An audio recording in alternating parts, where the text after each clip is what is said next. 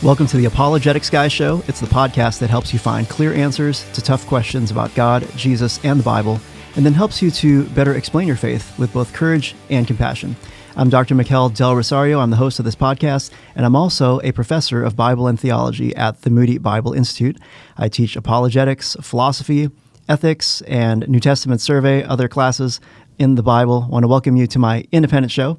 You're actually in for a treat today. I've got some students joining me because our topic is Gen Z and apologetics training. What does Generation Z think about apologetics and apologetics training? A lot of pastors and ministry leaders have that question, and I do work with Gen Z students every single day. We have two sections of the show today. First half is going to be students who were in my class last semester, current students, and then the second half we'll get to hear from some of our young alumni from the Moody Bible Institute. So I have two guests in studio right now. First guest is Megan Newton, and Megan is a human services major and a senior here at the Moody Bible Institute. Welcome to the show. Thanks. Yeah, so glad you could be here. And Megan was actually in my class last semester. I taught two sections of apologetics, and you were in the afternoon one. You and your friend Nate, who is our other guest today, also used to sit in that same part of the classroom, a little group of friends back there. Nate Lee is also a senior, and you're a pastoral studies major. Welcome to the show. Yeah, thank you. So let's just dive into our conversation here. Megan, what did you think about apologetics before you entered the class, and how did your view kind of change as you were in the class? I think going into the class, I imagined myself just being put on a hot seat and I guess being able to answer any question perfectly. And so I think you can imagine some of my hesitation and curiosity going into the class because I didn't think that we would really scratch the surface of what I thought it was going to be. I think I just had a lot of fears because I feel like I don't know a lot of details about, I think just like the science or like the history behind our faith. And so I think just starting off that conversation was really encouraging. I was definitely nervous going into it. Well, how did that change after we began talking about not only some of these hot button issues and content areas, but this dialogical way of approaching a conversation about your faith? First off, I realized that to say that you don't know something is actually something that shows humility, and I think people actually can honor that. And I think saying that you don't know something and then encouraging a conversation later can actually be really cool because you end up having longer conversations or just interactions with people who maybe don't know the Lord, and that gives you more time to, I guess, do some more research and come back to it. Also, just no conversation is the same. I think I anticipated going into it and just having a perfect script for every single person. And that's not the case at all. Everyone's different. Everyone has different backgrounds and different presuppositions. And so I think I also realized that it's not just about you and having all the right answers, but also asking other people questions and getting to know them and understanding them and knowing what information to share with them that would be best helpful to them, and not just looking like the coolest theologian and knowing everything. Yeah, so we're not in an academic debate where you're just trying to score points for the sake of some kind of academic game. We're having real conversations with people, right? So sometimes the best thing you can do is to invite somebody to the next conversation and keep that relationship going, keep those spiritual conversations going, and really listening to understand people, not just to refute them, but actually so that you can even mirror back, is this really where you're coming from? And really to understand where the person's coming from. I think that dialogical approach really does take a lot of pressure off of people where they feel like, okay, I don't have to have all the answers to everything. If someone asks me what I believe, I should be able to explain what I believe.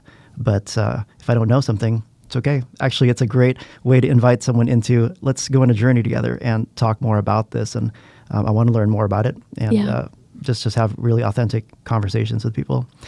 So Nate, I want to ask you a similar kind of question. Tell me about some of the background you had in apologetics before you came into the class, and how did that class kind of help you get to the next level in your apologetics training? It's kind of funny because I think if there's any topic that I was most intrigued by before Moody, it definitely was apologetics. And it wasn't out of just like a hobby or something. It really came out of a deep desire to know my own faith and going through, I think, a pretty hard time of doubt. So what if I'm just kind of a kid that's grown up in the church my whole life and has just been taught everything for my whole life, and I've just kind of believed it by faith but didn't really have reasons. And that is kind of a motive that spurred me toward apologetics, to really find answers, not just to feel like I had answers to other people. I want to have answers to myself. So definitely during my senior year of high school is when I started looking up a lot of stuff and trying to get a lot of answers to my faith, which was really good. It involved a lot of watching lectures and videos and debates and books by a lot of different apologists, and it's something I enjoyed a lot. And so before coming to apologetics, it's something I had thought about a lot. So yeah. What were some of those key areas that maybe you had some doubts and struggles with that now you can help others with? Are there any content areas that you really resonated with you? Yeah, I think searching stuff yourself only can go so far. There's a huge difference between doing that personally and then being in a classroom with a professor that knows a lot, that you can bounce it back and forth with the professor, with other students, with all the content, with the reading that you have. And so it felt like a lot of review in the sense of stuff that I've already heard, but then a step further. Mm-hmm. So a lot of things like the historicity of the Bible and the minimal facts of Jesus' death and resurrection, a lot of the things were things that helped me a lot in my faith. And then it felt like those topics went even a step further. And then a lot of topics that I hadn't particularly had doubts about, but I knew other people would, was really helpful to hear about. So things like genocide in the land of Canaan with Israel, and the way women were treated in the conquests, and things like that, where I didn't really have that many, issues with. Not that those aren't things to have issues with, just they weren't super pressing upon my heart, per se. So. Mm-hmm. Yeah. But now when you come into conversations where people raise those kinds of things, you've at least been exposed to those discussions, and you're able to show them in Scripture how what we see in these texts is actually God's, for example, the genocide thing is justice, right? And how God's love and justice are part of his nature. God wouldn't be good if he was just okay with injustice. And so I think it's sometimes interesting when people want to complain about the problem of evil, and when they see in Scripture God actually does something about the problem of evil, they want to complain about it. God's judging Canaanites for murdering their own babies and burning them on the altar to Molech. I think it's interesting sometimes we can see things that maybe aren't, like you said, on your own heart, but then later God might use that in a conversation where someone brings that up and say, I'm glad I studied that, Yeah. Talk a little bit about the ethos of humility and meekness that you mentioned to me before. That was really something that stood out to you as far as improving your apologetic approach. Yeah, I was actually just about to touch on that, because just by what you said right there, the whole class, I feel like, always tilted on a frame of humility to knowledge, and it never went to one degree more than the other. And what I mean by humility, I more mean by like just gentleness in the approach, because a lot of times you do have to be firm when talking to people. And even in an issue like you just said, like, it's interesting how you want this, and then in another issue, then you don't want this. And having that firmness about you is super important. And so I think that what was really impactful from the class was combining the topics of discussion with the meekness that you have. And I've heard meekness described as it's like a father playing with his son in soccer, and that the father could totally, be the son in the game, but then he chooses not to, but he has the strength to, and that's how it's like a muscle that you can flex, but you don't always have to. And it always felt like that. And I remember you said something that I didn't forget. It was like, someone asks you, how do you genuinely care about people? And you're like, oh, you genuinely care about people. That's how you genuinely care about. And it was just very clear. It's like, you can't care about people unless you just genuinely care. And you pair that with the knowledge. So I thought that was really good. And the whole class felt with that aura. Yeah, well, thanks. Yeah, people will ask me, how can I make it seem genuine? When I'm talking to somebody, like, make it seem like I actually care. Well, you can actually care. Yeah. And so, Megan, you invited me to come and speak to your college group at New Life Community Church in Lincoln Park. We had a great time there talking with about 26 students, mostly from DePaul, and then some from Moody and other campuses.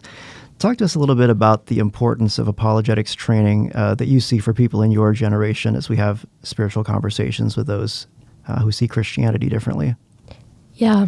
As far as importance, I mean, The first thing is being that Scripture just tells us to, no matter your age, that we're called to be prepared to make a defense for a faith with gentleness and respect. 1 Peter 3:15, we said it all the time. So that being the first thing, even apart from, I guess, just my generation. But I've noticed in my own generation that we like to get really curious. And I definitely went through a phase in my faith where I was realizing that a lot of my faith was rooted in other people's faith, or I had a lot of trust in my pastors or my teachers, but I guess I didn't really know a lot for myself or took the time to study things for myself.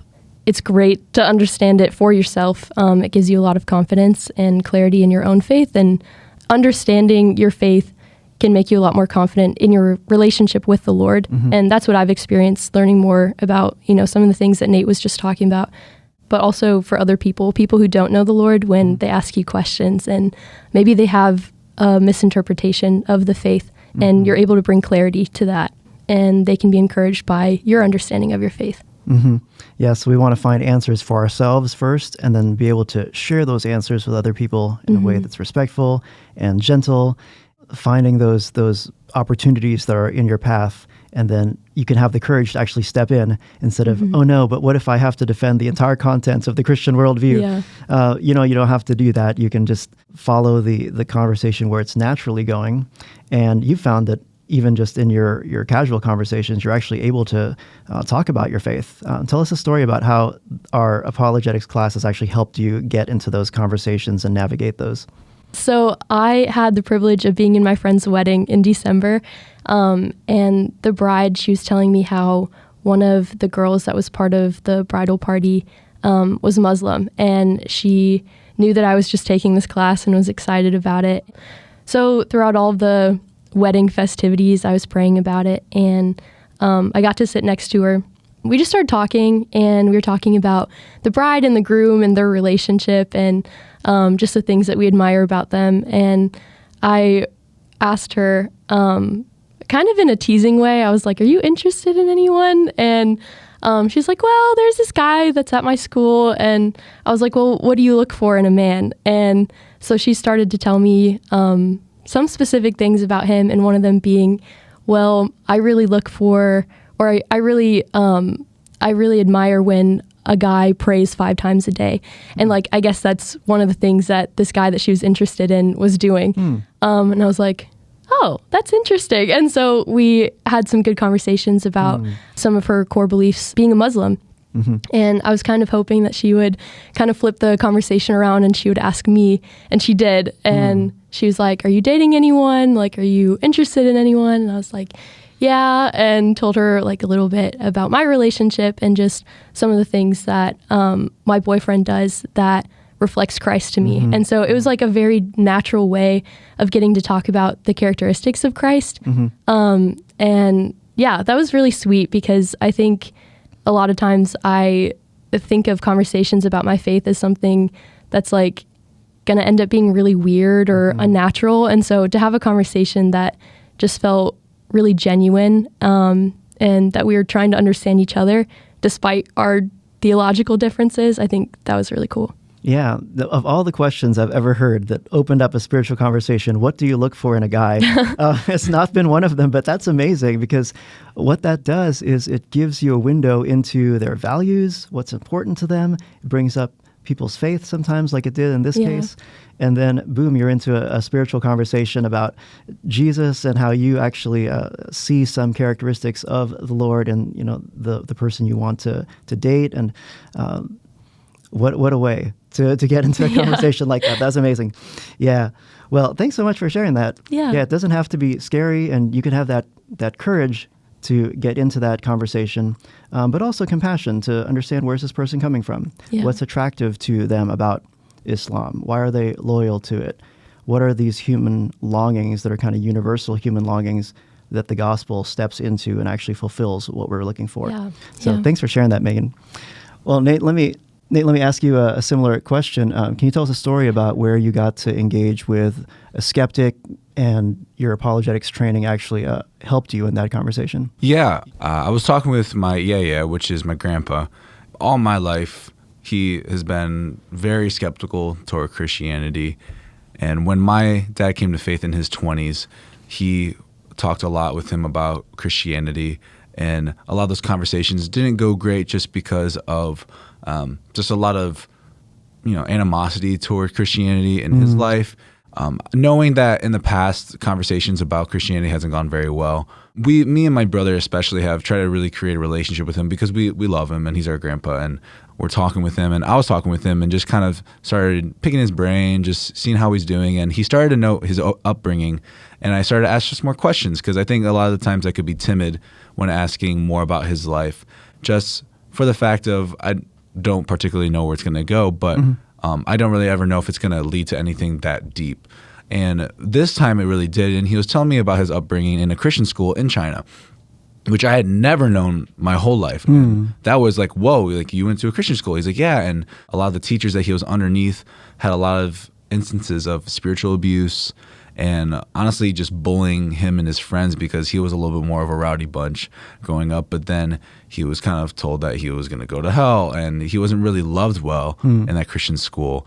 And right there and then I could see like, oh, this is where a lot of his unbelief stems from. It's because as a 12-year-old, he was taught that he wasn't worthy of being loved or saved from people that were supposed to love him the most. And one thing that really meant a lot to me is what he said right after that. He goes, oh, like, but you guys aren't like those Christians. And that was hard to hear because you want to have pride for the people that are in the church. But clearly the love that I've shown my grandpa he at least knows that this is somewhat of Jesus' love, and that I can ask him questions not to pry for anything, but just because I love him and to know him more. And that so far my witness to him can be preserved in that way. But it was just a little way that I was able to ask him more questions and to just be curious and to have some courage in that way, because not really ever knowing when he's going to shut down a conversation. Because after that, I asked a question a little bit more further, and he kind of shut it down really quick. But I just have to be okay with the little steps that I can make each time. Yeah. So. Yeah, we always need to be sensitive to the Holy Spirit and know when to press and when to give space. Jude 3 says we are to contend for the faith, and oftentimes people like to champion that part, but then they forget, like the 1 Peter 3:15 gentleness and respect part. Jude 3 says contend for the faith, but if we fast forward to verse 22, it says, and be merciful to those who doubt. And so I love that, how in that conversation, your grandpa was able to see that you're different than maybe some of the stereotypes he had of Christians because of some bad experiences he had with Christians who weren't following Jesus' command to actually love people well. And if you look at Jesus' example in Matthew 9, for example, that famous Lord of the Harvest passage, it says Jesus was preaching the gospel, but he was also compassionate. He saw the people, he had compassion on them because they were like sheep without a shepherd. So we need to be courageous and compassionate at the same time. What would you say to younger people who are about to enter college about the importance of apologetics training as they're preparing for ministry? Maybe just to not be nervous about it. I think that was really limiting for me, because I was just nervous to really embrace it and really ask questions and dig deep. And once I started to, it was really humbling. So I think be curious, ask questions, and it's okay to not know things. It's okay to say, I don't know. Nate, what would you say to that? It's funny because I think I've already seen a lot of the freshmen here at Moody kind of get frazzled by the questions that they don't have answers for. And I think I would say to them is that you don't have to learn apologetics before you learn the Bible. You can learn the Bible, and I think a lot of them think that they have to have answers to all their questions in the world before they can have any confidence in the Bible. And a lot of the time, I just want to tell them, like, you'll have reasons for your faith, and apologetics is a class you take your senior year, so like don't worry. But fully seek those questions at the same time, but not in a way that you doubt and you're carried away by the wind. But don't let that hinder your faith and trust and devotion to Christ. So. I think one thing we mentioned in the class is that we don't have to be omniscient about all of these questions and have all our questions answered. We can be faithful to Jesus, and we can be confident that Jesus rose from the dead, that God exists, even if we don't know what to do with evolution, even if we don't know what to do with textual criticism problems in the New Testament. You can learn those things later, and you can still be a faithful follower of Jesus and have questions. And this is the place to ask those questions. But the whole cultural engagement piece that we talk about on here is loving people well while also teaching the truth. And so we need to do the hard work of being able to seek to understand people and the issues that they face so that we can have better spiritual conversations. And I think you guys have shown that you are able to do that in your conversations now and welcome people into a discussion about the things of the Lord. This is just part one. We're going to move to part two in just a moment. But before we do that, I want to say, one, this is not a sponsored video. Nobody is paying me to say this, but I really do believe in what we're doing here at the Moody Bible Institute. And I want to share with you what I think is really the best kept secret in Christian higher education, which really shouldn't be a secret. And you want to know the secret? Here it is. At the Moody Bible Institute, your tuition is 100% paid for.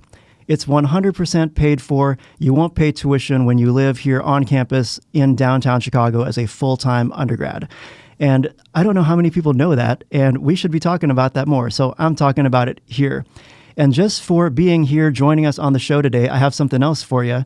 I have the opportunity to give a $500 grant for anyone who applies before February 29 and starts school in the fall of 24.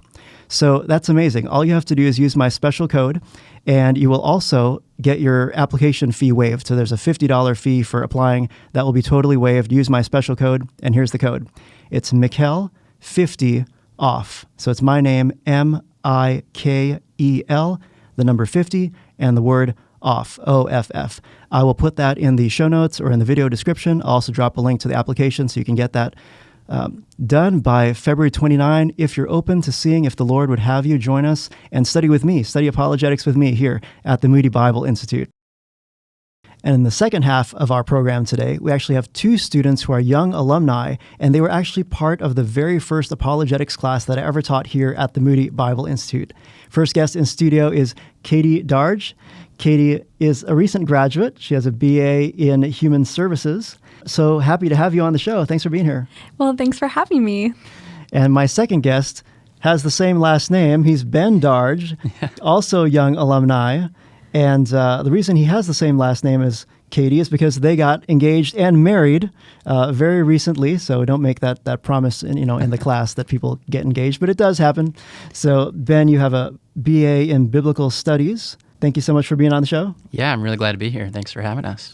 You two were seated in the front row and were just so encouraging to me in my very first class, clearly very interested in apologetics. And so I thought I would have you on the program today to talk about the importance of apologetics, especially for your generation. Yeah. Some people think it's not really relevant or that it's not something that your generation values, but I think quite the opposite, really. Yeah, definitely. So, Ben, let me start with you. Before you even set foot in our class, you had some background in apologetics, right? Tell us about that. Yeah, so I definitely had a pretty wide range of experience with apologetics before coming in to our class senior year. Some of it was really good. I watched a lot of videos by people like Sean McDowell, Gavin Ortland, some people I really respect and I think model how to do apologetics really well. Others of it was maybe not as good, especially stuff I engaged with in younger years. So very into some of those very clickbaity kind of titles. Christian apologist destroys atheists in epic debate, that kind of stuff that very much got you riled up, but maybe wasn't modeling how we should do apologetics quite as well as Christians. So it was a pretty wide range. And because of that, I think there was some ways I looked at apologetics well, other ways where maybe I had seen it more of an opportunity to win a point, possibly, or thought of it in more terms of intellectual kind of debating. Yeah. Sean McDowell has a great channel, which I do commend to people. Sean and I were college friends, actually. We went to Biola University together. And I think you mentioned to me that you saw my appearance on his channel at one point in time. I did. That's actually how I found out who you were, was because he had done an interview with you. I believe it was on your dissertation, defending the historical Jesus. That's right. And that was what actually led me to sign up for your class. Okay. I realized, I was like, oh, I remember seeing this guy on Sean McDowell's channel, and it was really good. So. Okay. Wow. Well, thanks, Sean, for that. I appreciate that. See, I got one person interested in the class because of that.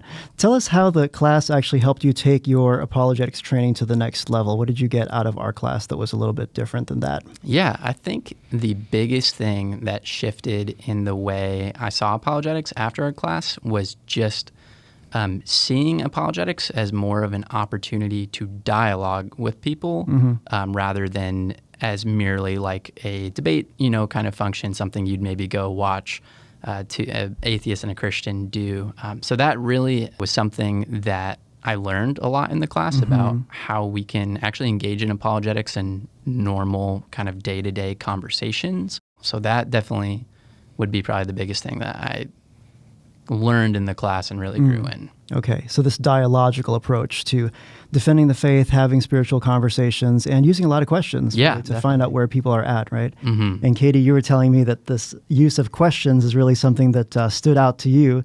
Can you tell us a story about how using questions actually helped you in a spiritual conversation? Yeah. Well, I know that just asking questions to people in general is a great way to get to know them, to get to know what they believe, how they grew up, what makes them think a certain way. And so it was actually in your class where you had us write a paper, have a conversation, and called up a high school friend.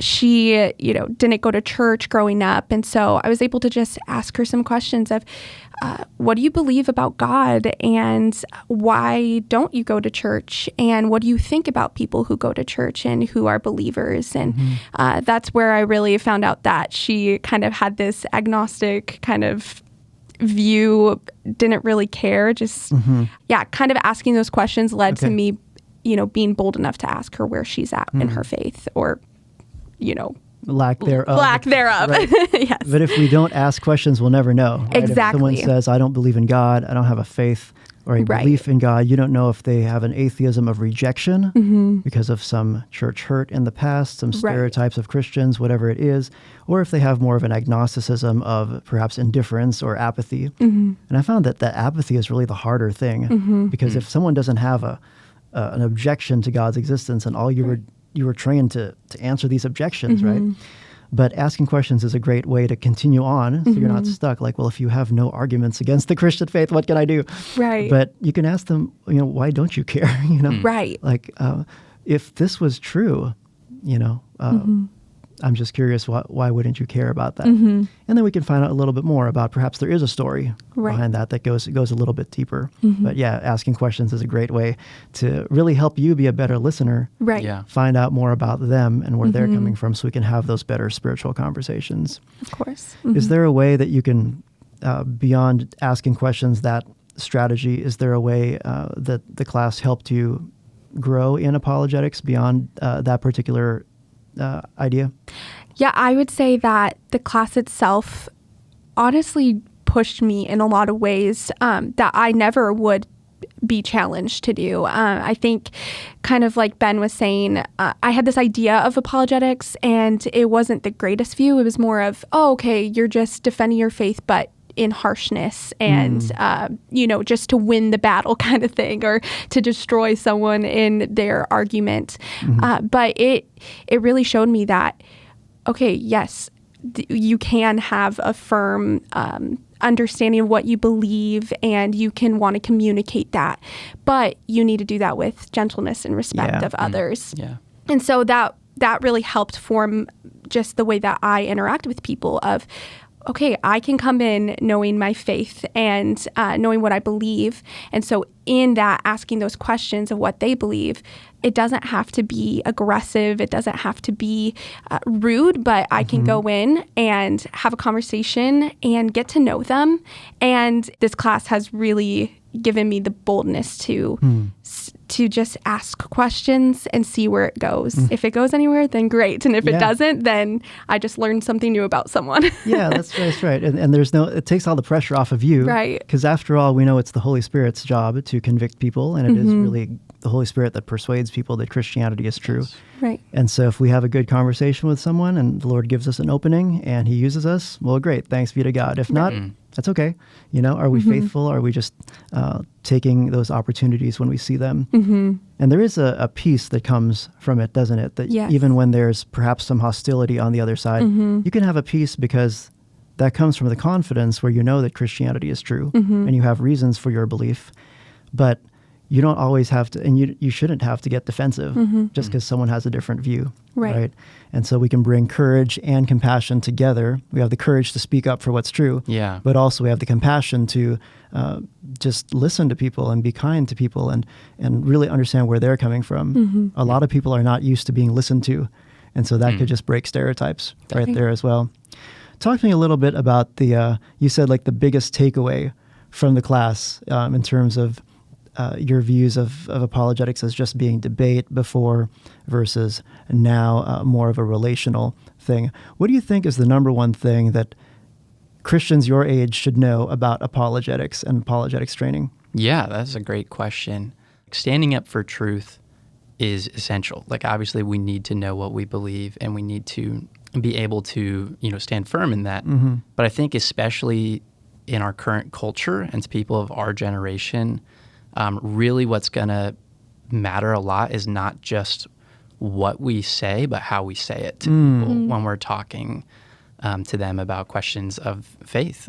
So I really think my biggest kind of encouragement would be to think about the way we model Christ when we're dialoguing. So think 1 Peter 3:15 with gentleness and respect, or in Colossians 4, seasoned with salt, gracious. It's really important that we don't just know what to say, but we are actually saying it in a way that is appropriate to how we ought to respond to people that are outside of the church. Because, today I think there's a lot of people that they're not even sure what they believe, but they feel hurt possibly by the church or by those in the church. And there's a really unique opportunity to actually create an avenue to the truth by just modeling graciousness. Yeah. I like what you said there, because we say truth matters, but tone matters too. And how you say it, right? Can you tell us a story about how your apologetics training really helped you engage with somebody who saw Christianity differently and the difference that makes? Yeah, absolutely. I was able to have a conversation once with a family member of mine. Going into the conversation, I genuinely did not know really what their beliefs were. I knew they weren't a Christian, but that was it. I didn't know if they were atheist, agnostic, if they held to a different religion. I wasn't really sure. So going into it, my strategy was like, well, I really just need to actually understand what they believe first, because I don't know if I need to come in, arguing for the existence of God in general or something more specific. So I started the conversation just asking, very general questions.